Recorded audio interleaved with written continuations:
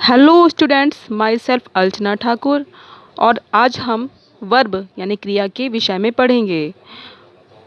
Definition: verb describe the action और the state of the subject.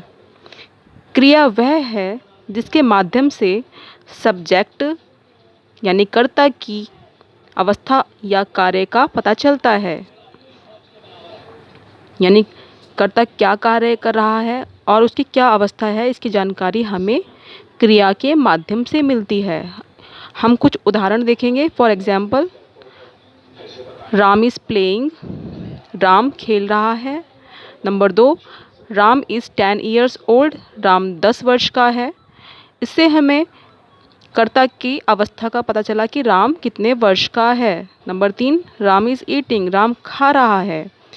Number 4, rain was falling, वर्षा हो रही थी। इस वाक्य में हमें भूतकाल के विषय में पता चला कि वर्षा हो रही थी। Mohan will go to school on Monday, Mohan सोमवार को स्कूल जाएगा।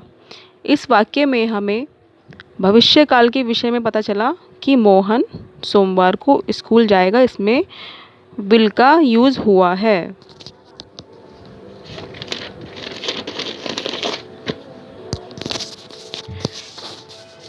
अब हम क्रिया के प्रकार के विषय में पढ़ेंगे। मुख्य क्रिया यानी कि main verb. Main verb describe the action of the subject. यह क्रिया सब्जेक्ट के कार्य की जानकारी देती है कि कर्ता क्या कार्य करता है। फॉर एग्जाम्पल्स, डांस नाचना, सिंग गाना, थिंक सोचना, रीड पढ़ना, राइट लिखना। यानी क्रिया के द्वारा हमें कर्ता क्या का कार्य करता है यह पता चलता है।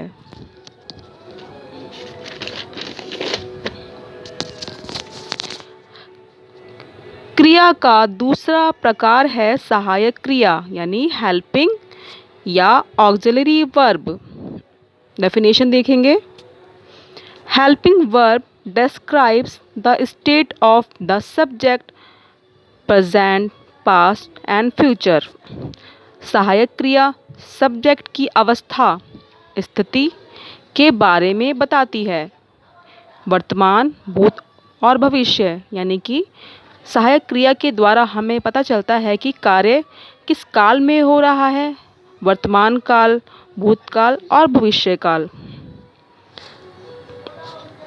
अब हम देखेंगे कि वर्तमान काल के जो क्रिया प्रयोग किए जाते हैं वो शब्द कौन कौन से हैं। वर्तमान की सहायक क्रियाएं: is, am, are, has, have, has been, do, does, can, should, must, ETC. तो हमने देखा कि वर्तमान काल में क्रिया का प्रयोग करने के लिए किन किन शब्दों का प्रयोग होता है। नंबर 2, पास्ट हेल्पिंग वर्ब्स यानी भूतकाल की सहायक क्रियाएं कि भूतकाल में किन किन शब्दों का प्रयोग हो सकता है।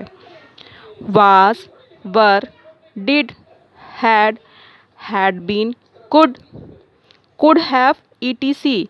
यानी इन शब्दों का प्रयोग भूतकाल की क्रिया के विषय में हो सकता है।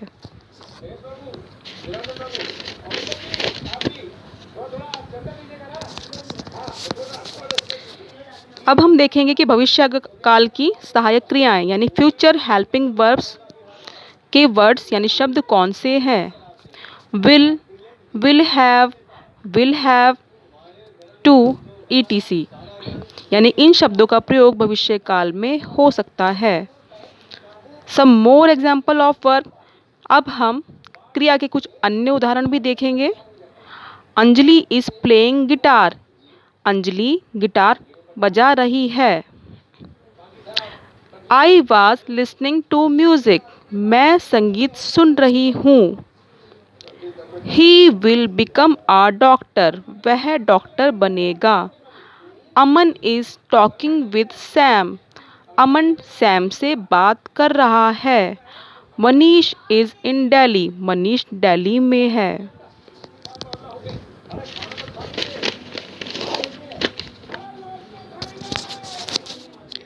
यहाँ पर मैंने आपको स्वयं करने के लिए एक एक्सरसाइज दी है और वो आप स्वयं करेंगे।